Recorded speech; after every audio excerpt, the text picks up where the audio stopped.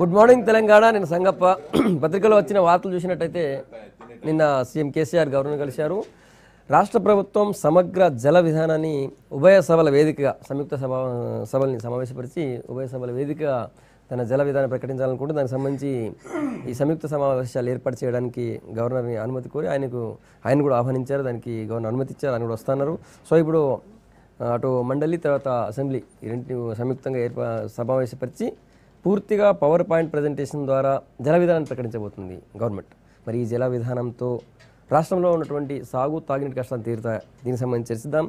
ఇష్యూపై మాట్లాడడానికి చర్చలో టీఆర్ఎస్ నుంచి నోముల నరసింహయ్య గారు, కాంగ్రెస్ నుంచి క్యామ మల్లేష్ గారు, టీడీపీ నుంచి కొత్తకోట దయాకర్ రెడ్డి గారు ఉన్నారు.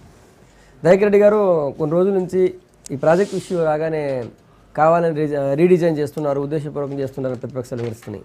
రీడిజైన్ ఎందుకు చేస్తున్నాము, ఎందుకు చేయాల్సి వస్తుందా, ఈ విషయాలపై పూర్తిగా వాటర్ పాలసీని గవర్నమెంట్ ప్రకటించబోతుంది అసెంబ్లీలో. సో ఇప్పుడు కష్టాలు తీరుతాయి ప్రకటించమనండి. ప్రకటించిన తర్వాత కష్టాలు తీరుతాయి, ఇంకా కష్టాలు ఎక్కువ వచ్చాయి. అక్కడ ఉన్నటువంటి సభ్యులకు మాట్లాడే అవకాశం కరెక్ట్గా కల్పిస్తే వాళ్ళు చెప్పగలుగుతారు. ఎందుకంటే గతంలో చేసింది ఇదే గవర్నమెంట్లో ఉన్న ఇప్పుడు ప్రభుత్వంలో ఉన్న వాళ్ళందరూ దాంట్లో భాగస్వాములే ఉన్నారు. ఈనాటి మంత్రుల్లో కానీ శాసనసభ్యుల్లో కానీ చాలామంది ఆనాటి ప్రభుత్వంలో భాగస్వాములే. మరి వాళ్లకు తెలియని రీజన్ ఇవ్వాలి ఎందుకు వచ్చింది అనేది కూడా వాళ్ళకు ఉన్నటువంటి అనుమానం. అంటే ఇప్పుడు భాగస్వాములు అంటే అప్పుడు ఉన్నటువంటి ప్రభుత్వాలు సమైక్య ప్రభుత్వంలో వీళ్ళు భాగస్వాములు ఏంటంటే సమైక్యానికి ఏం సంబంధము, విడిపోవడానికి ఏం సంబంధం?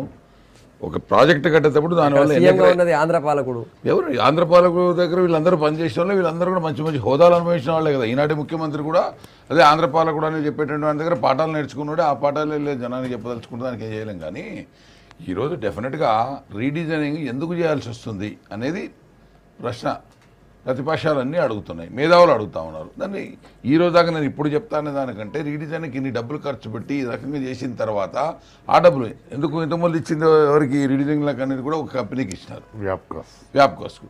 దాదాపు 9,000 కోట్ల దాకా వాళ్ళకి ఇచ్చేసి 900 కోట్ల దాకా వాళ్ళకి ఇచ్చేసి మళ్ళీ ఇప్పుడు అదే వ్యాప్కే ఇచ్చినారు కదా. సో ఇంకో ముఖ్యమంత్రి రేపు వచ్చే సంవత్సరం వచ్చి ఇంకోరికి ఇస్తాడా? అట్లా అది కాదు కదా. సో అందరు కలిసి చేయాల్సిన పని అది. సో నీకు ఒక ఆలోచన వచ్చింది, రాష్ట్రం విడిపోయిన తర్వాత కొన్ని విధాలుగా నష్టపోయిందనో లేదు ఇంకో రకంగా చేయాలనే ఆలోచన మీకు వచ్చిన మాట వాస్తవం. దాన్ని అమల్లో పెట్టేటప్పుడు గతంలో ఎందుకు ఆ రకంగా చేసినారు, దానివల్ల ఎంత నష్టమో అనేది వివరించి దీనివల్ల ఇంత లాభం అని చెప్పాలనే బాధ్యత ముఖ్యమంత్రి గారి మీద ఖచ్చితంగా ఉంది. కొత్త రాష్ట్రం కొత్తగా ఏర్పడింది కాబట్టి ఖచ్చితంగా అందరికీ కూడా చెప్పి వాళ్ళ అనుమానాలు తీర్చాల్సిన అవసరం ఉంది. ఎవరికేం చెప్పలేదు నేనైతే చేస్తానంటే అసెంబ్లీలో చెప్తానంటే అసెంబ్లీలో మొన్న ఏం జరిగిందో చూసినాం కదా. రైతుల ఆత్మహత్యల మీద చివరికి ఆయన బయట చెప్పుకోలేంది, ఇప్పటి వరకు రైతులను అటెండ్ కాంది, అసెంబ్లీ వేదిక మీద అటెండ్ అయ్యేసి తప్పించుకో పక్కకు వెళ్ళిపోయాడు.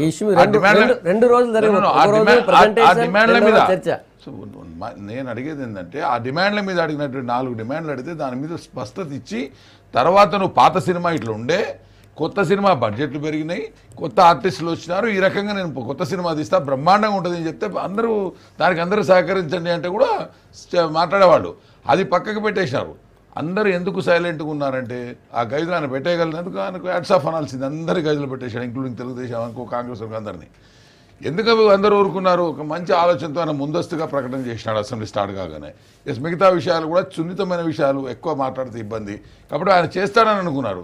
దాంట్లో ఆయన తప్పించేశాడు. 1 year కానీ మారిటోరియం కానీ తర్వాత మంత్రులు మాట్లాడిన విధానాన్ని వాళ్ళ ఆత్మస్థైర్యం దెబ్బతింటుంది దాన్ని పక్కకు పెట్టేశాడు. ఈ 4 కదా అడిగింది, టేబుల్ చేయమన్నారు రైతులు చేయాలి. అట్లా ఇప్పుడు కూడా మీరు రీడిజైనింగ్ విషయంలో ఏం మాట్లాడతారో ఎల్లుండి చూసిన తర్వాత మాట్లాడదాం. నిజంగా ఆయన ఆలోచన శక్తి దానివల్ల ఈ తెలంగాణ రాష్ట్రానికి మంచి జరుగుతుంది అనుకుంటే అందరూ సహకరిస్తారు. కానీ ఆ విషయాన్ని ఓపెన్గా చెప్పాల్సిన అవసరం ఉంది. ఎందుకు చేయాలనుకుంటున్నాడో చెప్పకుండా ఇన్ని రోజులు దాపెట్టడంలో అర్థమైంది. ఇప్పుడు అందరూ అఖిలపక్షం పిలవండి, మా సూచనలు ఇస్తాం, మీరు పాటిస్తారు. ప్రభుత్వం పాటించాలనే రూల్ లేదు, కానీ వినడంలో తప్పు లేదు. వినడంలో మనకు తెలియని విషయాలు ఎన్నో వస్తాయి. అసెంబ్లీ వేదిక చర్చ పెట్టినప్పుడు అందరి ఇవన్నిటికి ఆర్డర్ ఇచ్చేసిన తర్వాత అసెంబ్లీ వేదిక పెట్టునంటే గతంలో 900 కోట్లు ఇంకా కొన్ని కోట్లు వ్యాప్కోకి ఇచ్చినట్టే మళ్ళీ ఇప్పుడు ఆల్రెడీ ఇచ్చి ఉంటే మళ్ళీ అవన్నీ ఇక్కడ అవి కూడా ప్రజాధనమే కదా ఏ ముఖ్యమంత్రి. అందుకనే ముందస్తు ఆలోచన ఆయనకు ఆలోచన రాగానే ఎస్ మన రాష్ట్రానికి అన్యాయం జరిగింది కాబట్టి ఈ రకంగా చేయాలనుకుంటున్నాను, నేను చేయడం ఖాయం, మీ సూచనలు ఏంటో చెప్పండి, అయిపోయింది కదా. ఎందుకు ఆ పని చేయలేకపోయినాడు? సరే, చర్చలో సిపిఎం నుంచి జూలకంటి రంగారెడ్డి గారు వచ్చారు. రంగారెడ్డి గారు, కొత్తగా గవర్నమెంట్ ప్రవేశపెట్టే ఈ జల విధానం ద్వారా రాష్ట్ర సమస్యలు తీరుతాయనుకోవచ్చు? ఇప్పుడు రాష్ట్ర ప్రభుత్వం జల విధానం అనేది స్పష్టంగా ప్రకటించవలసినటువంటి అవసరం ఉంది. మీరు ఏం చేయదలుచుకున్నారు? మనకున్నటువంటి నదులు, తర్వాత ఏంటంటే నీటి వనరులు ఏంటి, వాటిని ఏ రకంగా మీరు ప్రాజెక్టుల నిర్మాణం కానీ, తర్వాత ఏంటంటే బీడుగా ఉన్నటువంటి భూములకు సాగునీరు అందించడానికి మీ దగ్గర ఉన్నటువంటి జల విధానం ఏదో ప్రకటించవలసినటువంటి అవసరం ఉంది. తర్వాత ఏంటంటే ఇప్పుడు రీడిజైన్ అంటున్నారు. రీడిజైన్ మీరు చేయాలన్నప్పుడు మీ వైపు నుంచి ఒక ప్రతిపాదన అనేది ఉండాలి. అఖిలపక్షాన్ని పిలవాలి. తర్వాత ఏంటంటే టెక్నికల్ నిపుణులను పిలవాలి. ఇంజనీర్స్ని పిలిచి, ఇగో మా ప్రభుత్వం, గతంలో ఉన్నటువంటి ప్రభుత్వాలు ఈ ప్రాజెక్టుల నిర్మాణం విషయంలో వాళ్ళ యొక్క ప్లాన్ కానివ్వండి, డిజైన్ కానివ్వండి, ఇదంతా సక్రమైనటువంటి పద్ధతులు లేదు. అందుకొరకు ఏంటంటే వీటన్నిటిని కూడా మళ్ళీ సరైనటువంటి పద్ధతుల్లో తీసుకురావడం కొరకు రీడిజైన్ చేయవలసిన అవసరం ఉంది. ఇది సమాజానికి, తెలంగాణకు, తెలంగాణ ప్రజలకు ఎంతో అవసరం అని చెప్పి మీ ప్రతిపాదన ఏదైనా ఉంటే తయారు చేసుకొని ముందు అఖిలపక్షాన్ని పిలవాలి.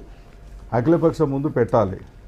మీ ప్రతిపాదన పెట్టిన తర్వాత అఖిలపక్షం వాళ్ళ యొక్క సూచనలు, అభిప్రాయాలు తీసుకోవాలి. టెక్నికల్ ఇంజనీర్స్, నిపుణులతోటి మాట్లాడాలి. ఆ రకంగా ఏదన్నా సమాజానికి, తెలంగాణకు, ప్రజలకు ఉపయోగపడేది ఉందంటే రీడిజైన్ ఎవరైనా ఒప్పుకుంటారు. కానీ ఏంటంటే 50 సంవత్సరాల నుంచి, 25 సంవత్సరాల నుంచి, 10 సంవత్సరాల నుంచి ఒక్కొక్క ప్రాజెక్టు ఇప్పటికే కొంత పనులు పూర్తయి పెండింగ్లో ఉంటే మళ్ళీ అవన్నీ కూడా వదిలేసేందనంటే వేల కోట్ల రూపాయలు ఇప్పటికి ఖర్చు చేశారు. శ్రీరామ్ సాగర్ 2వ దశ ఉంది. ఇలా ఖమ్మం, వరంగల్, నల్గొండ ఈ 3 జిల్లాలకు కాలువలు తవ్వి పెట్టారు. అంతే. మెయిన్ కెనాల్స్ కానివ్వండి, ఫీడర్ ఛానల్స్ తవ్వి పెట్టారు. ఒక్క చుక్క నీళ్ళు రాలేదు. ఆ ప్రాజెక్టు 1964లో నెహ్రూ గారు వచ్చి ఫౌండేషన్ వేశారు. 10 సంవత్సరాల్లో కంప్లీట్ చేస్తా అన్నారు. కానీ ఇప్పటికేందనంటే 4 జిల్లాలకు నీటి చుక్క రానటువంటి పరిస్థితి. దీని విషయంలో 2009లో అనేక మంది ఒత్తిడి చేయడం వల్ల రాజశేఖర రెడ్డి గారు దాన్ని శాంక్షన్ చేశాడు. అది ఒక 1000 కోట్ల పైన ఖర్చు అవుతుంది. సెకండ్ ఫేజ్ మీరు సెకండ్ ఫేజ్ రైట్. అయితే ఒక 50 కోట్ల 60 కోట్ల విడుదల చేశాడు.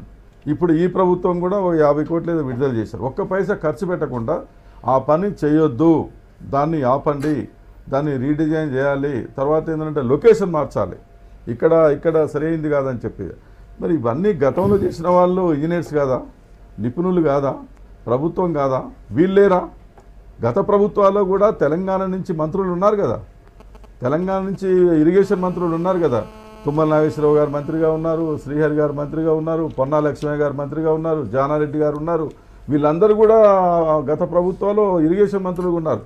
కాబట్టి ఏంటంటే రీడిజైన్ అనేటువంటి పేరుతోటి ఏది చేయకుండా తర్వాత ఏంటంటే అన్ని పెండింగ్లో పెట్టి కాలయాపన చేస్తూ కాలం గడపడానికి చెప్పేటువంటి మాటలు తప్ప ఈ ప్రభుత్వానికి ఏమాత్రం చిత్తశుద్ధి ఉన్నా మీరు పెండింగ్ ప్రాజెక్టులు పూర్తి చేయాలి ప్రాధాన్యత క్రమంలో అనేది ఉంటే మీరు దయచేసి వెంటనే మీ విధానం ఏదో ప్రకటించండి. అఖిలపక్షాన్ని పిలవండి, నిపుణులను పిలవండి, ఇంజనీర్స్ని పిలవండి, వాళ్ళ సలహాలు తీసుకొని. రంగారెడ్డి గారు నిపుణులతో ఇంజనీర్లతో మాట్లాడకుండానే డైరెక్ట్ గా పవర్ పాయింట్ ప్రెజెంటేషన్ చేద్దాం అనుకుంటున్నారు సీఎం అనుకుంటున్నారు. అవునండి, అది చెప్పాలి కదా, ప్రజలకు చెప్పాలి, అసెంబ్లీలో చెప్పాలి, అఖిలపక్షాన్ని చెప్పాలి.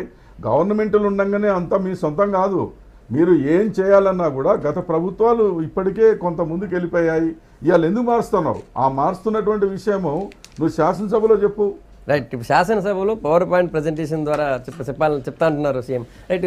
మల్లేష్ గారు మీరేం చేస్తారు? మళ్ళీ అంటే గతంలో ప్రాణహిత చేవెళ్ళ ప్రాజెక్టు కానీ ఆనాడు కూడా వ్యాప్కో సంస్థతో సర్వే చేయించి తుమ్మడి ఎట్టి దగ్గర కట్టి చేవెళ్ళ మొదటి పేరు చేవెళ్ళ ప్రాణహిత చేవెళ్ళ పెట్టడం.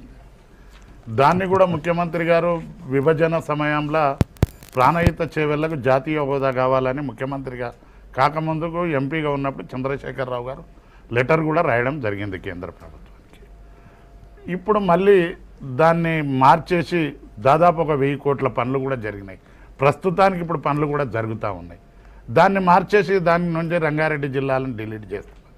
ముఖ్యమంత్రి గారి మాటలు ఎట్లున్నాయంటే దాదాపు 16-17 నెలలు ఆయన ముఖ్యమంత్రి అయినాక టైం 16-17 నెలలు గడిచిపోయింది.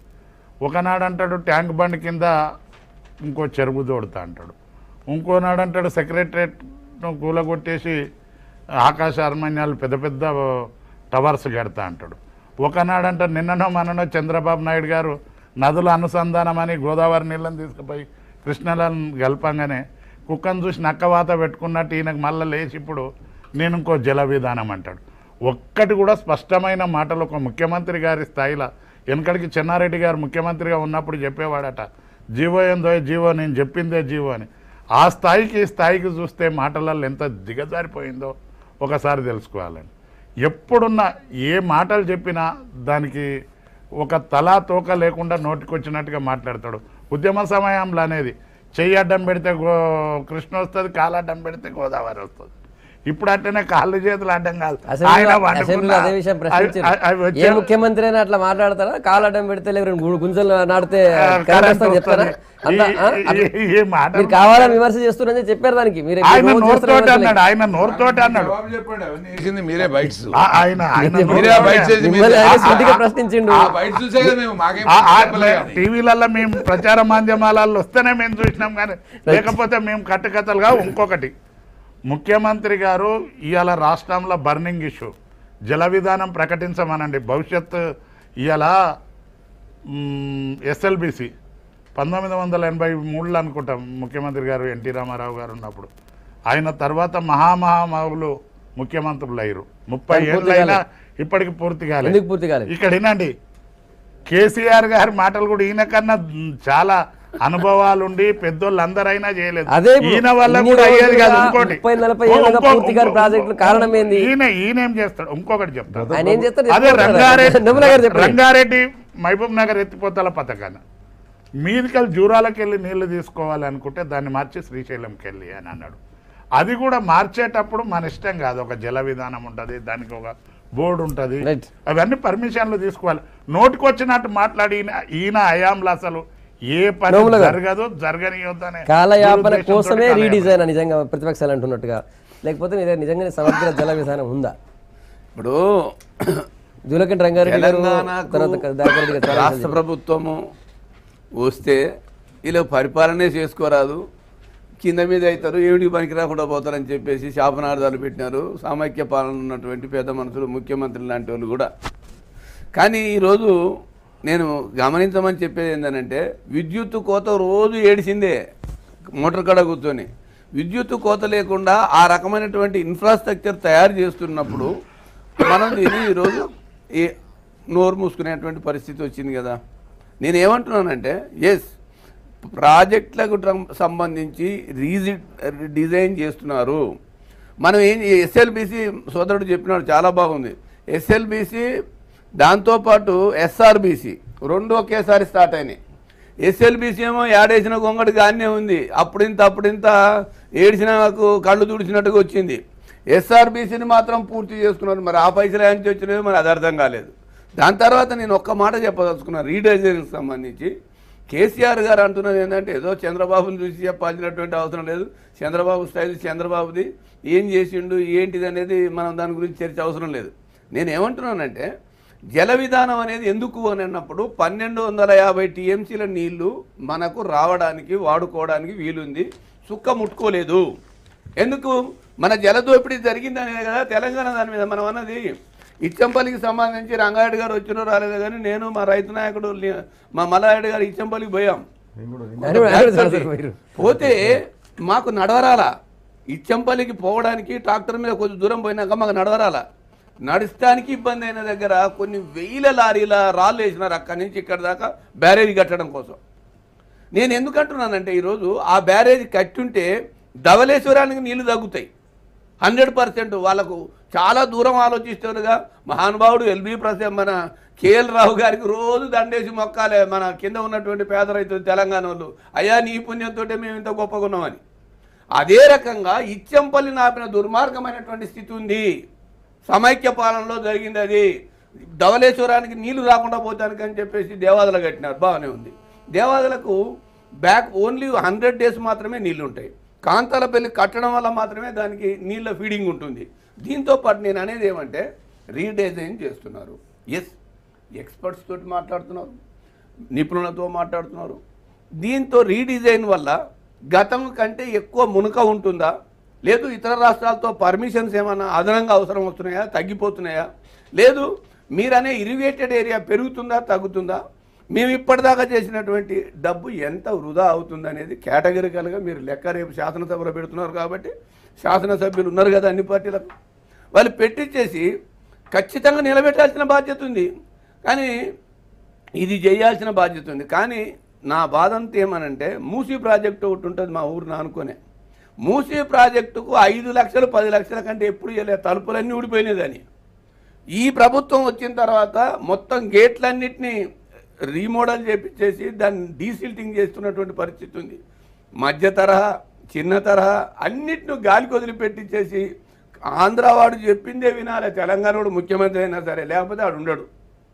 అంచేత నేను ఎందుకంటున్నానంటే ఈరోజు రాష్ట్రం వచ్చింది, ఈ రాష్ట్రం వచ్చిన తర్వాత ఏదో ప్రతిదీ అఖిలపక్షం పెట్టడానికి కాదుగా, అసెంబ్లీ పెట్టిన అసెంబ్లీలో అన్ని అఖిలపక్షాలు ఉన్నాయి, మీ సూచనలు సలహాలు రాతపూర్వకంగా వేయండి. ఎందుకనంటే ఈరోజు నేను ఇంతకుముందే చెప్పినా కదా, కేఎల్ రావు గారు లాంటి ఎక్స్పర్ట్స్ ఆ తెలంగాణకు నాశనం చేసే విధంగా నాగార్జున సాగర్ డిజైన్ చేసిన అనేది తెలంగాణలో పుట్టిన ప్రతి బిడ్డ అంటారు. నాగార్జున సాగర్ పోతే నాదేమో కొసనీలకు ఉంది కాలువ, ఎడవ కాలువ, ఈయనదేమో నడిబొడ్డులు ఉంది, అక్కడే అవపడుతుంది. కాలు దొక్కినాడే తెలుస్తుంది కాపురం చేసే విధానం అనే కథ అంతా వారి కథ వేసినాడే తెలిసింది. అందుకని జలదోపిడీకి వ్యతిరేకంగా పనిచేయాల్సినటువంటి అవసరం ఉంది. ఇందులో రాజకీయాలకు సంబంధం లేకుండా ప్రతి వాళ్ళు సూచనలు సలహాలు ఇవ్వాలండి. అన్ని పక్షాలు కలిసి రావాలండి. అన్న చెప్పండి ఒకటి సార్. రంగారెడ్డి గారు అన్న నాకు ఒక్క రంగారెడ్డి వస్తాను సార్. మిత్రులు నరసింహయ్య గారు ఆయన వాస్తవం ఏందనేది ఆయన మనసులో తెలిసినప్పటికీ ఆయన అడ్వకేట్ కాబట్టి ఆ అడ్వకేట్ లాగానే అదే పద్ధతిలో ఏ పార్టీలో ఉంటే దానికి అనుకూలంగా మాట్లాడేటువంటి పద్ధతిలో మాట్లాడుతూ ఉన్నారు. ఆయన మనసులో మాత్రం వాస్తవం ఏందో తెలుసు ఒకటి. రెండోది ఏంటంటే ఆంధ్ర పాలకులు తర్వాత ఆంధ్ర వాళ్ళు దోపిడీ చేస్తూ ఉన్నారు, మన నీళ్లు దోచుకుంటారు, మన సంపద దోచుకుంటున్నారు, మన భూములు దోచుకుంటున్నారు అన్నారు. తర్వాత ఏంటంటే అధికారంలోకి వచ్చారు. వచ్చిన తర్వాత ఏంటంటే వాళ్ళకు ముళ్ళు గుచ్చుకుంటే నా నోటి పన్నుతో తీస్తామని చెప్పి మళ్ళీ మీరే మాట్లాడుతూ ఉన్నారు. తర్వాత ఏంటంటే వాళ్ళ దగ్గరికే పోయి ఏంటంటే దావతులు చేసి ఆ రకంగా ఏంటంటే బ్రహ్మాండంగా ఉందని చెప్తా ఉన్నారు. అది వేరే విషయం. సరే, ముఖ్యంగా ఏంటంటే ఇవాళ తెలంగాణ ప్రాంతానికి ఇవాళ కేంద్ర ప్రభుత్వ ఆధీనంలో ఉన్నటువంటి ఇవాళ కమిటీ నీటి మన సిడబ్ల్యూసి ఉంది కదా, వాళ్ళు ఏం నిర్ణయించారు, తెలంగాణ ప్రాంతానికి ఇన్ని టీఎంసీ వాటర్ వాడుకోవాలనేది వాళ్ళు నిర్ధారించారు. ఆ వాటర్ అనేటువంటి దాన్నే మనం డిజైన్ చేసుకోవాలి. ఇప్పుడు ఆ వాటరు ఏదైతే ఉన్నదో దాని ప్రకారంగానే మన ప్రాజెక్టులన్నీ డిజైన్ అయ్యి ఉన్నాయి. ఒకవేళ దాంట్లో ఏమన్నా మార్పులు చేయాలంటే, ఏమన్నా పొరపాట్లు ఉంటే, అంతకంటే ఎక్కువ మనకు నీళ్ళు వచ్చేటువంటి అవకాశం ఉన్నదో చెప్పండి. మీరు అన్నీ ఏం చెప్పకుండా ఇంతకుముందు వాళ్ళు దోపిడీ చేశారు, అది చేశారు, ఇది చేశారు కాబట్టి తెలంగాణ ఉద్యమం వచ్చింది, తెలంగాణ రాష్ట్రం వచ్చింది, ముఖ్యమంత్రిగా కేసీఆర్ గారు అయింది. ఇప్పుడు ఆ మాటలు చెప్పడం కాదు, ఇప్పుడు ఉన్న వనరులు, ఉన్న అవకాశాలు, ఉన్న నీటిని ఎట్లా ఉపయోగించుకోవాలనే సమస్య అది. కాబట్టి ఏంటంటే మీరు పెండింగ్లో ఇప్పటికీ కొన్ని వేల రూపాయలు ఖర్చు పెట్టారు. ఇవాళ మన చేవెళ్ళ ఉంది ప్రాణహిత, దాని పరిస్థితి ఏంది, దాన్ని మళ్ళీ రీడిజైన్ అంటా ఉన్నారు. తర్వాత ఇప్పుడు ఎస్ఎల్బీసీ మీకు తెలుసు ఎన్ని సంవత్సరాలంటే గత ప్రభుత్వాలు తప్పు చేశాయి, గత ప్రభుత్వాలు కూడా నిర్లక్ష్యంగా వ్యవహరించాయి. అదే పద్ధతిలో వీళ్ళు కూడా వ్యవహరించడం అనేది జరుగుతూ ఉంది. 50 సంవత్సరాలు 25 సంవత్సరాలు 30 సంవత్సరాల నుంచి ప్రాజెక్టుల నిర్మాణం జరుగుతా అండి ప్రభుత్వాలకు చిత్తశుద్ధి ఉంటే. గత ప్రభుత్వాలు చేసిన కాదు మీరు చేయవలసింది ఏంటంటే గత ప్రభుత్వాలు చేసిన నిర్లక్ష్యం చేయకుండా ఉండాలంటే మధ్యలో ఆగిపోయినాయి 50%, 40%, 60%లో పూర్తి ఆగిపోయినాయి. వాటిని పూర్తి చేయడానికి కావాల్సినటువంటి మీరు యుద్ధ ప్రాతిపదిక పైన పూర్తి కావడానికి అవసరమైన నిధులు కేటాయించి ఆ రకంగా ఏంటంటే త్వరితగతిన పూర్తి చేసి ఏర్పాటు చేయాలి. కానీ మళ్ళా రీడిజైన్ అని అంటే పూర్తి అవ్వడానికి దగ్గరలో ఉన్న వాటిపైన ఏముందో నరసింహయ్య గారు చెప్పిందంటే వాస్తవం ఎంత ఉందనే దానికి అక్కడికి వచ్చినప్పుడు నిజంగా ఆయన నేను ఒకటే పార్టీలో నేనైతే ఒక 35-40 సంవత్సరాలు పనిచేసినా ఆయన పనిచేస్తూనే ఉన్నాడు. కానీ తెలంగాణ విషయానికి వచ్చినప్పుడు ఎంత మదన పడ్డామో మన ఆత్మపరిశీలన చేసుకుంటే తెలుస్తుంది. అందుకని దానికోసం నేను వెళ్ళను, దానికోసం విమర్శించేది పాపం రంగారెడ్డి గారితో కూర్చొని చర్చించడం సరైనది కాదు. కానీ ఒకటి మాత్రం నేను చెప్తున్నాను, ఎందుకనంటే 1250 టీఎంసీల నీళ్ళు, 950 గోదావరిలోనే ఉన్నాయి, మిగిలిన కృష్ణాలో ఉన్నాయి. వీటిని ఏ రకంగా అలకేట్ చేసుకోవాలి? ఈ అలొకేషన్ కోసం జల విధానం పెట్టి చర్చిస్తుంటే దానికాడ ఇప్పుడు మా దయాకరం లాంటి వాళ్ళు సలహాలు ఇవ్వాల్సింది. ఎందుకంటే ఒక రైతు, శాసనసభ్యుడు, మాజీ అన్ని అనుభవం ఉన్నవాడు చెప్పాల్సిందే. కానీ ఒక్కటే నేను ఏమంటున్నా అంటే అన్నయ్య అంటుండు అసెంబ్లీలో మన అది పెడితే ఏమైంది, ఏది రైతుల ఆత్మహత్యలు. అవునానే 36 లక్షల మందికి మేము రుణ విముక్తి పత్రాలు ఇచ్చినామంటున్నాం. కాంగ్రెస్ పార్టీ కానీ తెలుగుదేశం పార్టీ కానీ తెలంగాణ మొత్తంలో ఉంది కదా, లేదు మీరు ఇచ్చిన దగ్గర ఈ బ్యాంక్ కూడా ఇంతేయలేదు, ఈ బ్యాంక్ కూడా ఇంతేయలేదని కేటగిరికల్గా లెక్కలు చెప్పిన దాఖలాలు ఉంటే ఖచ్చితంగా ప్రభుత్వం react అయ్యేది.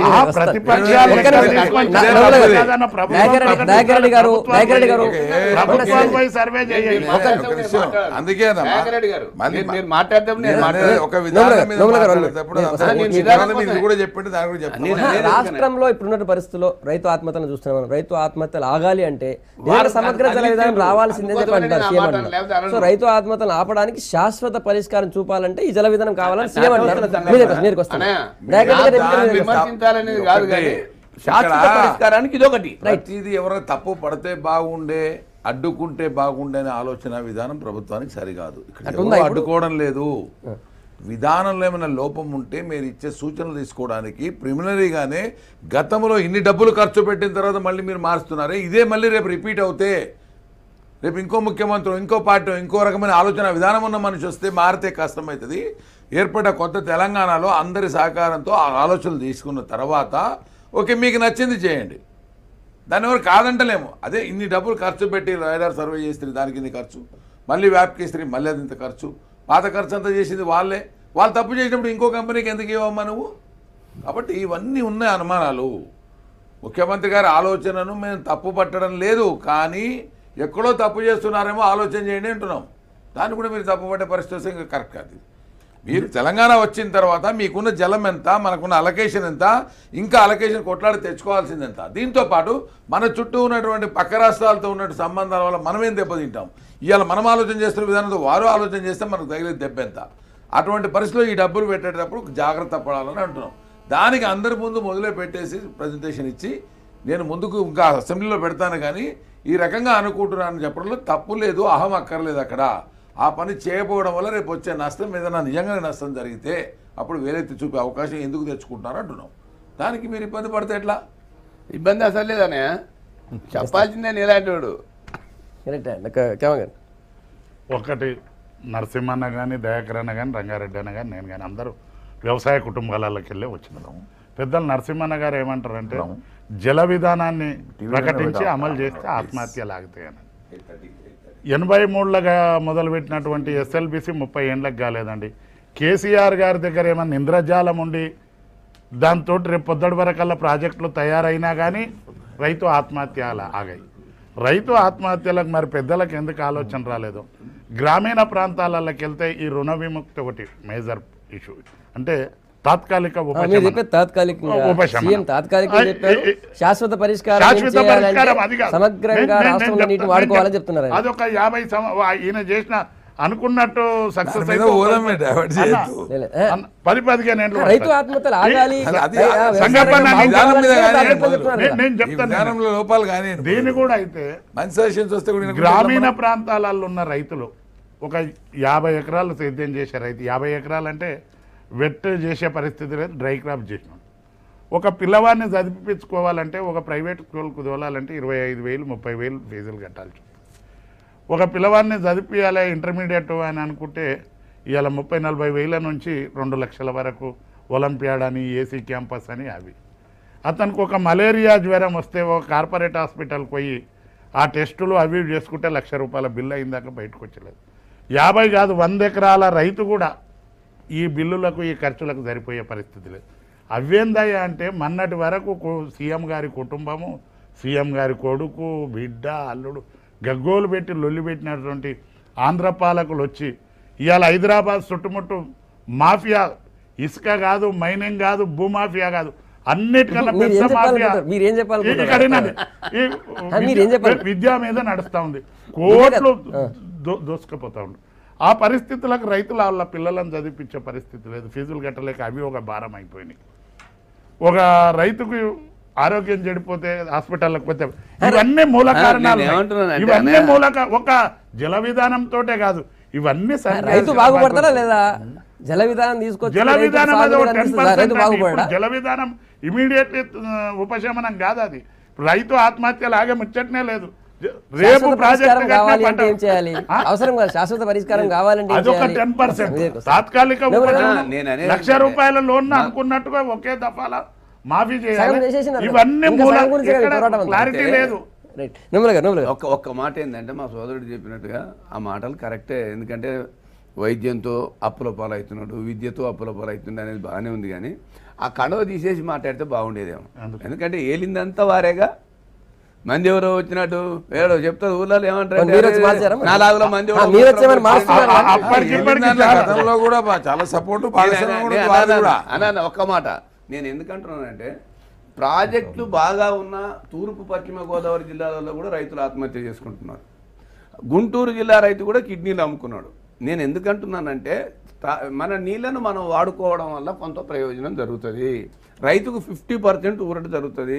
రైతు మీద పడే భారాన్ని తగ్గియాల్సినటువంటి అవసరం ఉంది. ఇప్పుడు 15 నెలలనే తగ్గాల్సిందే. 15 నెలలను అల్లావుద్దీన్ అద్భుత దూపి అని చూపించాల్సిండే. ఈ పాప మాదేం కాదు అనుకుంటే నేను ఒక మాట, నాగార్జున సాగర్కు సంబంధించిన లైనింగ్ అండి. నిన్న మంత్రులందరూ అక్కడి నుంచి ఇక్కడ దాకా తిరిగిన నాగార్జున సాగర్ 0 నుంచి అక్కడ దాకా లైనింగ్ పూర్తి చేయలేనటువంటి దుర్మార్గమైన స్థితి. కొసోనికి నీళ్లు పోలేదు, మేజర్స్కి కానీ మైనర్స్కి కానీ కనీసం రిపేర్స్ లేవు. కానీ ఆయనకు మాత్రం నీళ్లు కావాలి ఆంధ్రాకు. దానికి మాత్రం ప్రతోడు సంకలు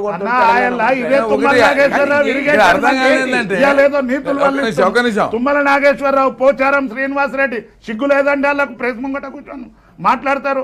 ఆంధ్ర పాలకులు నరసింహన్న కూడా తెలంగాణ పూర్తి వ్యతిరేకి. వాళ్ళ ఆయన సిద్ధాంతాలు సిపిఎం నుండి తెలంగాణకు వ్యతిరేకి. ఇవాళ మీరు అట్లా మాట్లాడొద్దన్న. ఏదున్నా మీకు నిజాయితీగా మాట్లాడతాడనే ఒక పేరు. మీరు అసెంబ్లీలో అసెంబ్లీని గడగడలాడించడం ఆయన ఎందుకు అడగలేదు? మీరు చెప్తే ఆంధ్ర పాలకులు కాదు, చంద్రబాబు నాయుడు హయాంలా విద్యుత్ శక్తి ఉద్యమం నాడు చచ్చిపోయిన వాళ్ళకు నరసింహయ్య గారు పోతే రాజశేఖర రెడ్డి గారు ఉద్యోగాలు ఇచ్చేసిండు. ఇయ్యలేదా చెప్పమానండి? నరసింహయ్య గారు ఏది అడిగితే అది చేసిండు. మరి ఆయన ఎందుకు అడగలేదు? అది చేయలేదు. వైఎస్ఆర్ ఏమి అనలేదు అనే దానికాడ కాదు. మా సోదరుడు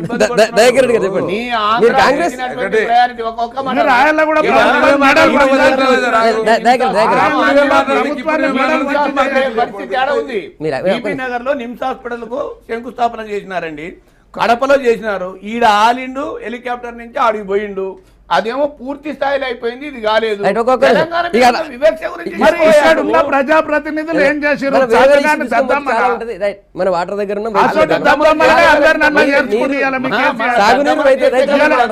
ఈ దద్దమ్మలే పోయి అండ్ల ఈ దద్దమ్మలు ఎట్లా పాలన చేస్తారు? ఆయన దద్దమ్మలు అనమాట వాళ్ళే. జల విధానం మీద మీరు అడుగుతున్నారు, దాన్ని వ్యతిరేకించడం లేదు. గతంలో జరిగిన పొరపాట్లే జరుగుతాయా? జరగకుండా ఉండాలంటే ఎలాబొరేట్గా మీరు మొదలే అన్ని పక్షాలతో మాట్లాడండి. మాట్లాడిన తర్వాత వాళ్ళు ఇచ్చిన సూచనలు తీసుకుంటారా లేదా, దట్ లెఫ్ట్ ద గవర్నమెంట్. ఆ ఆప్షన్ ఉంటుంది.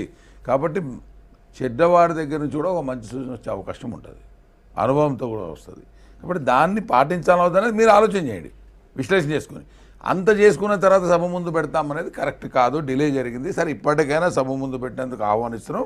ప్రతిపక్షాల వాళ్ళు కూడా నిజంగానే బయట గగ్గోలు పెట్టేది మానేసి అక్కడ దాని విశ్లేషణతో చేయండి. మీకు తృప్తి లేకపోతే మళ్ళీ ప్రైవేట్ కూర్చున్న తర్వాత దీన్ని ఆమోదిద్దామనేది కూడా చెప్పండి. దానికి ఇబ్బంది లేదు. కాబట్టి ఒకటి, రైతుల ఆత్మహత్యలు ఇదంతా జల విధానం వల్ల ఆగిపోయేదన్న గ్యారంటీ అనేసి చెప్పండి.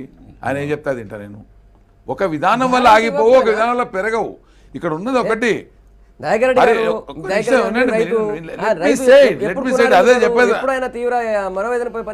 మీరు మొత్తం చెప్పేది వినకుండా ఉంటే నేనేం చేయలేను. రైతు ఆత్మహత్యలు చెప్పే ఆలోచన విధానం మీకు ముఖ్యమంత్రి ప్రభుత్వంలో ఎవరన్నా ఏ ఒక్క తెలుగునోడు విన్నా కానీ ఒకవేళ దీంట్లో కూడా మంచి ఉందేమని గ్రహిస్తే చాలనుకుంటున్నా. ఇవాళ ఆత్మహత్యలు జరుగుతున్నాయి, కరెక్టే. జల విధానం మార్చేసినంత మాత్రమే ఆగుతవి అనేది మేము అనడం లేదు. కానీ ఇప్పుడు ఉన్నటువంటి పరిస్థితుల్లో రాలిపోతున్నటువంటి ప్రాణాలు నిలబెట్టడానికి తాత్కాలికంగా తక్షణమే సహకారం చేస్తూ, మీరు పాత సినిమా ఇట్లుండే కొత్త సినిమా ఇట్లుంటుంది అని చెప్పదలుచుకున్నారు, చెప్పండి. దాని సహకారం కూడా కోరండి. కానీ ముఖ్యమంత్రి గారు మాట్లాడుతూ చెప్పినటువంటి మొట్టమొదటి మాట మీరు మర్చిపోతున్నారు.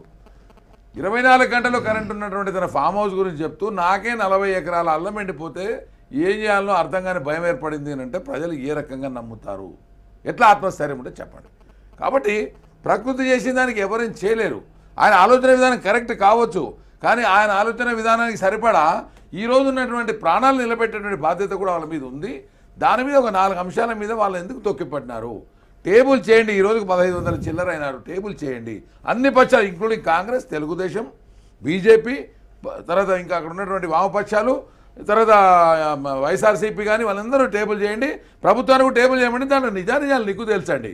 తేల్చకుండా మీరు దాటవేసిపోతే కరెక్ట్ కాదు. మొత్తం చదివారు. మేము విన్నాం నల్లగొండ జిల్లాలో, మిగతా జిల్లాలో కాంగ్రెస్ హయాంలో కూడా ఇచ్చినామని చెప్పినారు. ఆ లెక్కను దీన్ని కలుపుతున్నారు 232. అది కరెక్ట్ కాదు. ముఖ్యమంత్రి గారు వచ్చిన తర్వాత ఇవాళ చనిపోయినటువంటి వాళ్ళు టీఆర్ఎస్ ప్రభుత్వం వచ్చిన తర్వాత చనిపోయిన రైతులు మీరు లెక్కేస్తే 35 నుంచి 37 రేషియో వస్తుంది. వీళ్ళందరూ కూడా తెలంగాణ ఉద్యమంలో ఉద్యోగ కల్పన కోసం కానీ రైతులకు లాభం జరుగుతుందని పాల్గొన్న వ్యక్తులు. అది నిలువరించాలనే బాధ్యత ఉంది. దానికి 4 అంశాలు కొంత దోహం చేస్తాయి. అవి కాన్సి దానివల్ల మొత్తం అయిపోతుంది. రుణమాఫీ ఒకేసారి చేయడం వల్ల కానీ, మంత్రులు ఇష్టారాజ్యంగా మాట్లాడడం కట్టడి చేయడం వల్ల కానీ, ఆత్మస్థైర్యం దెబ్బకుండా చేయడం వల్ల కానీ, మ్యారిటోరియం విధించడం వల్ల కానీ, ప్రైవేట్ అప్పుల మీద ఈ యొక్క 1600 మందికి భరోసా ఇస్తూ ఫ్యూచర్ లో జరగకుండా చేయడానికి మేము ప్లాన్ ఉంది అనేది చెప్పండి. చెప్పాల్సిందే, ముఖ్యమంత్రి గారు చెప్పాల్సిందే. ఇవన్నీ పక్కకు పెట్టేసి ఇప్పుడు ఏమైనా అని ఒక మాట చెప్పినాడు, కరెక్ట్. అది వైద్యం ఆ రోజు ఆర్ఎంపీతోనుకో ఆకుపసరుకోపోతే కూడా బాగా తినాలని. ఇవాళ అదే ఆర్ఎంపీ నీకు అపోలోకి రాస్తున్నట్టు 30% చెక్ వాడికి వెళ్ళిపోతా ఉంది. దీన్ని ఆపోతా పక్క ఇంటోడు సూటు నీట్గా టై కట్టుకునేసి మంచి బట్టలు షూస్ వేసుకొని పోతా ఉంటే పై ఇంట్లో బాధపడతా ఉండు. ఆ వైద్య విధానాన్ని పెంచు.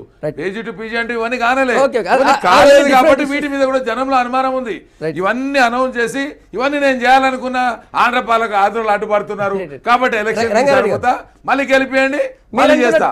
ఈ విధానమే ఆయన మనసులో ఉన్న దాంట్లో చాలా స్పష్టత ఉంది.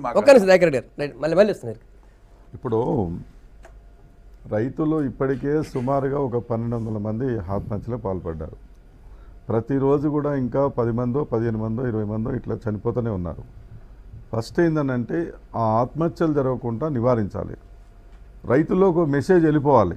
శాసనసభ ద్వారా ముఖ్యమంత్రి గారు మేము భరోసా యాత్ర, రైతు భరోసా యాత్ర నిర్వహిస్తాము, మీరు ఎవ్వరు కూడా ప్రాణాలు తీసుకోకండి, మీ కష్టాలు ఏదో మీ ఇబ్బందులు ఏదో మాకు చెప్పండి, మా మంత్రులు వస్తారు, మా అధికారులు వస్తారు, మా కలెక్టర్ వస్తారు, మీ యొక్క అప్పులేంటో చెప్పినట్టయితే మేము చర్య తీసుకొని మీకు అన్ని విధాలుగా మేము ఆదుకుంటాము. ప్రైవేట్ అప్పుల విషయంలో కూడా మానిటరింగ్ ప్రకటించి ఆ రకంగా కూడా సహకరిస్తాము. ఏ ఒక్క రైతు కూడా మీరు ప్రాణాలు పోగొట్టుకోవద్దు, ఆత్మహత్య పాలు ఒక మెసేజ్ అనేది పోవాలి. పోవటంతో పోవటం ఏంటంటే ఇప్పుడు మాఫీ చేస్తున్నటువంటి రుణమాఫీ ఏదైతే ఉందో ఒకేసారి మాఫీ చేయడానికి నిర్ణయం తీసుకోవాలి. ముందు మొత్తం ప్రజాప్రతినిధులు అధికారులంతా కూడా గ్రామాలకు వెళ్ళి గ్రామ సభలు పెట్టేసి మండల స్థాయిలో, గ్రామ స్థాయిలో, జిల్లా స్థాయిలో రైతు భరోసా యాత్ర అనేటువంటి నిర్వహించి తక్షణమే వాళ్ళకి ఎదురవుతున్నటువంటి సమస్యలు పరిష్కారం చేస్తూ ఆ రకంగా చర్యలు తీసుకుంటే ఏంటంటే ఈ రైతులు ఆత్మహత్యలు పాల్పడకుండా నివారించడానికి అవకాశం ఉంటుంది. రెండోది ఏంటంటే శాశ్వత పరిష్కారం. ఇప్పుడు మీరు రీడిజైన్ కానివ్వండి, లేకపోతే కొత్త ప్రాజెక్టులు కానివ్వండి, ఇవన్నీ ఏంటి 5 ఏళ్ళు 10 ఏళ్ళల్లో అయ్యేటువంటి పనులు అవి తర్వాత చేయొచ్చు. కానీ ఏంటంటే తక్షణం వీళ్ళు ప్రాణాలు పోగొట్టుకుంటూ ఉండాలంటే ఈ చర్యలు తీసుకోవాలి. దానికి మీరు ఏం చేస్తూ ఉన్నారు? గత ప్రభుత్వం కారణం కదా, వాస్తవమే గత ప్రభుత్వంలో పేషెంట్ల లాగా తయారైన వాళ్ళు.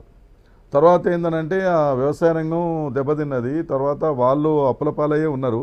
కానీ వాళ్ళు ఏ ఆశతో ఉన్నారు? తెలంగాణ రాష్ట్రం ఏర్పడితే కొత్త ప్రభుత్వం వస్తే మన కష్టాలన్నీ తీరుతాయి, మన సమస్యలన్నీ పరిష్కారం అవుతాయనే ధైర్యంతో ఉన్నారు. ఈ ప్రభుత్వం వచ్చిన తర్వాత కూడా పోయిన ప్రభుత్వం లాగానే అంతకంటే ఇంకా ఎక్కువగా మరి తప్పు చేస్తుంది కాబట్టి, నిర్లక్ష్యం చేస్తుంది కాబట్టి ఇక లాభం లేదని చెప్పి వాళ్ళు చావులకు సిద్ధమవుతా ఉన్నారు. గత ప్రభుత్వంలో ఏం తప్పులు జరగలేదని ఎవరు అంటలేదు, తప్పులు జరిగినాయి కాబట్టి వీళ్ళని అధికారంలో తీసుకొచ్చారు. మరి మీరు చేస్తున్న పని ఏంది? కాబట్టి ఇప్పటికి 15-16 మాసాలు అయింది. కాదు 15-16 మాసాలు అయింది. 3 క్రాపులు రావాలి. ఇప్పుడు కాదుగా అధికారంలోకి వచ్చింది. ఈ 3 క్రాపుల పంట రావాలి.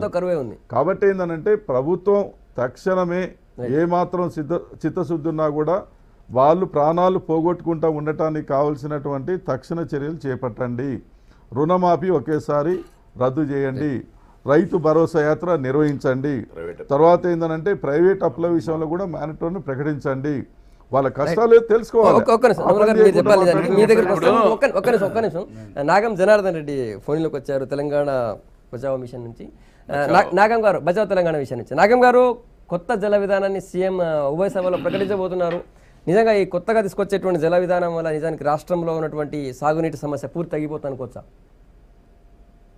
నమస్కారం సంగప్ప గారు, అక్కడ ఉండే మిత్రులందరికీ నమస్కారాలు. నమస్కారం సార్, ఇప్పుడు మనము మొత్తం అసెంబ్లీలో తీవ్రంగా చర్చ జరిగింది, కానీ గతంలో అంటే మనం పొలాల పాట బట్టి తిరిగి విషయాలు తెలుసుకొని పోరాటాలు చేస్తున్నది. కానీ ఇవాళ రైతుల ఆత్మహత్యల గురించి దాన్ని డైవర్ట్ చేసేటందుకు ఇవాళ 4 గంటలు నిన్న గవర్నర్ గారు తన కూర్చొని జల విధానము ప్రకటిస్తున్నామంటే మనము మన నీళ్లు మనకు కావాలనుకున్నప్పుడు 15 ఏళ్ళు దాటిపోయిన దగ్గర అసలు జల విధానం గురించి ఎందుకు ఆలోచించలేదు? రెండవ విషయం సార్, ఇలా ఇప్పుడు మనకు ఉన్నాయి 33 ప్రాజెక్టు. కొత్తగా ఇప్పుడు మళ్ళీ ఒక ప్రాజెక్టు మీరు నక్కలగండి ఒకటి, తర్వాత పాలమూరు ఎత్తిపోతల పథకాన్ని ముందు పెట్టిండ్రు. ఇప్పుడు మొన్న మీరు పోయి శంకుస్థాపన చేసిన కాంతనపల్లి దానికి కూడా మళ్ళీ రీడిజైనింగ్ రీఇంజనీరింగ్ మళ్ళీ స్టార్ట్ చేసింది. ఇలా నేను ఒక్కటి అడుగుతా ఉన్నానండి, ఇలా ఏ అవసరం లేని, ఏ రీడిజైనింగ్ రీఇంజనీరింగ్ అవసరం లేనిది దాదాపుగా 30 ప్రాజెక్టులు ఇప్పుడు రెడీగా 60, 70, 90, 94, 96, 98% కంప్లీట్ అయిన ప్రాజెక్టులు ఉన్నాయి. ఇలా మిత్రమా, ఇక్కడ ఉండే మా మిత్రులందరికీ ఒకటే చెప్తున్నాను, ఈ సంవత్సరం మీ బడ్జెట్ లో ఇచ్చింది 5479.54 కోట్ల రూపాయలు బడ్జెట్ ఎస్టిమేట్ ఈ ఇయర్ది. మీరు ఖర్చు పెట్టింది 942, సగం ఇయర్ లో మీరు ఖర్చు పెట్టింది 942 కోట్లు. ఆ 942 కోట్ల ప్రాణహిత కేవలకు మీరు ఏదైతే రీడిజైనింగ్ రీఇంజనీరింగ్ చేస్తున్న దానికి మీరు పేమెంట్ చేసింది 521 కోట్లు. ఇవాళ మీరు మిగిలిన ప్రాజెక్టులకు మీరు ఖర్చు పెట్టింది 421 కోట్లు.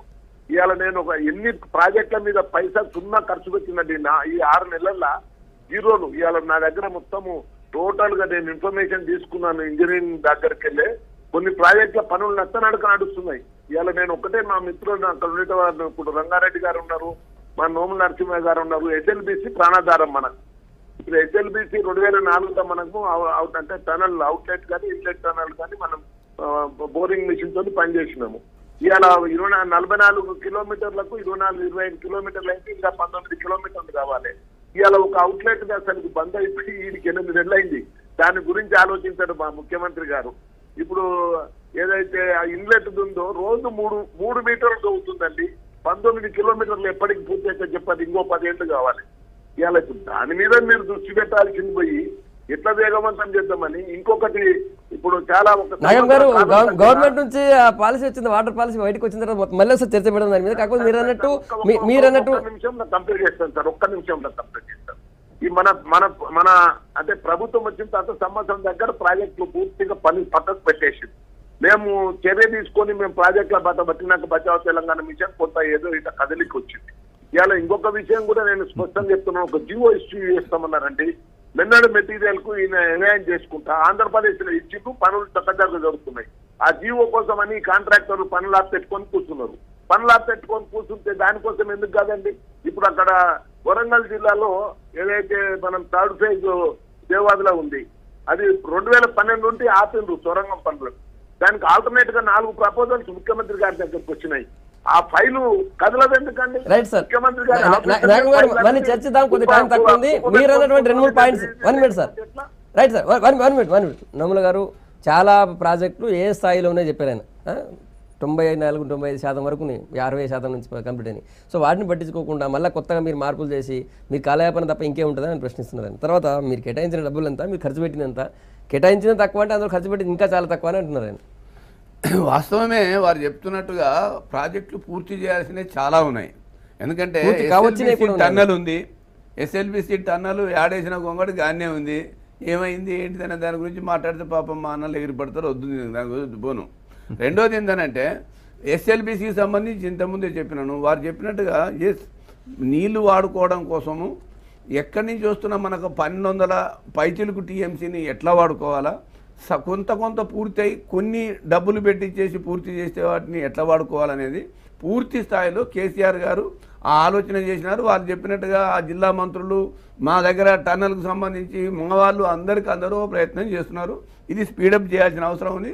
కేసీఆర్ గారు నిన్న చెప్పినటువంటి రైతులకు సంబంధించిన నీటి ఇప్పించే విషయంలో ఇది స్పీడప్ చేస్తానని చెప్పిన మాట వాస్తవం, ఇది చేయాలి.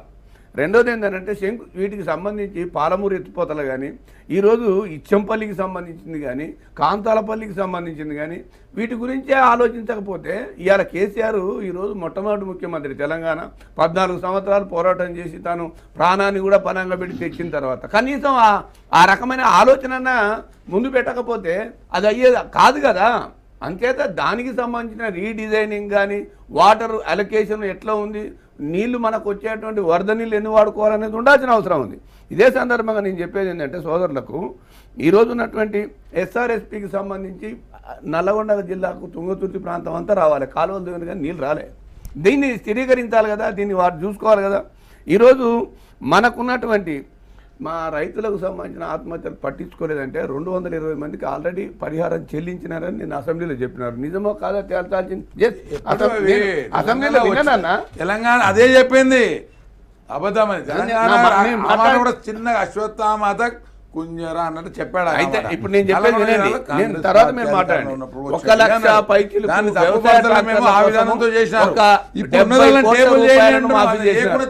ఈరోజు విద్యుత్తుకు సంబంధించి కోత లేకుండా తయారు చేసినారు. నేనేమంటున్నానంటే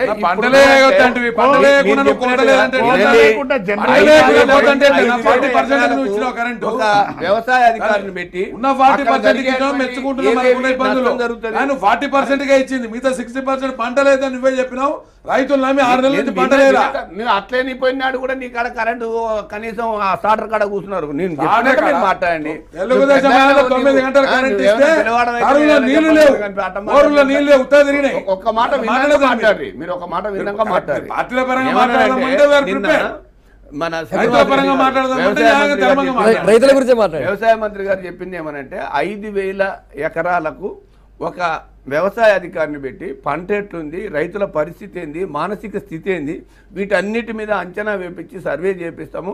ఆత్మహత్యలకు పోవాల్సిన పని లేదు, ప్రభుత్వం అండగా ఉంటుందని ఒక మాట చెప్పిన విషయాన్ని గమనించాలి.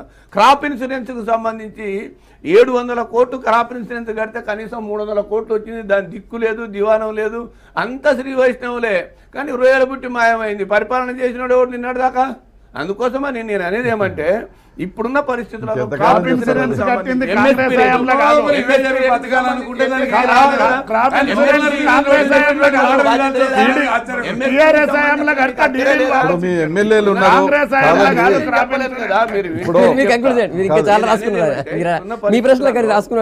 పరిస్థితులలో మీ విలువైన సూచనలు సలహాలు ఇవ్వాలా, బ్యాంకింగ్ విధానానికి ఇవ్వాలి, రైతుల అప్పుల విధానానికి ఇవ్వాలి, ప్రాజెక్టులకు సంబంధించి ఇవ్వాలి. కానీ సింగిల్ పాయింట్ ప్రోగ్రామ్ కేసీఆర్ని దింపుదాం, ఇంటికి పంపుదాం, కేసీఆర్ని దింపుదాం. 2వ రోజు ప్రమాణ స్వీకారం చేసిన 2వ రోజు నుంచి పెట్టించే కార్యక్రమం దీనికి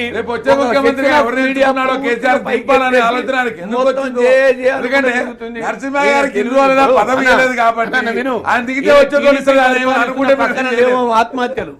ఈయన టీడీపీ పరిపాలిస్తున్న పక్కన ఆత్మహత్యలకు ఏం చేసిండో చెప్పాలి కదా. నీ ఇంతకంటే ఎక్కువ చేసిన అని చెప్పాలి కదా.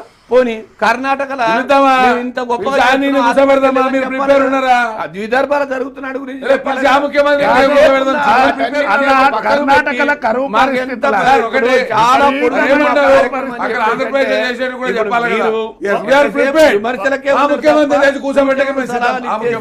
నిర్మాణాన్ని మనం పనిచేపిద్దామనే దానికి లేరు. మిమ్మల్ని జనం ఎన్నడూ కూడా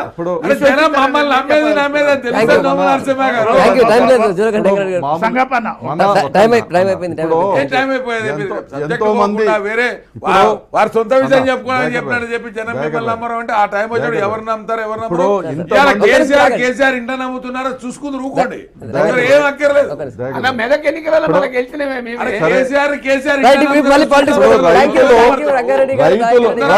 రైతులు ఇంతమంది చనిపోతే మీ శాసనసభ్యులు మార్నింగ్ టైం కదా.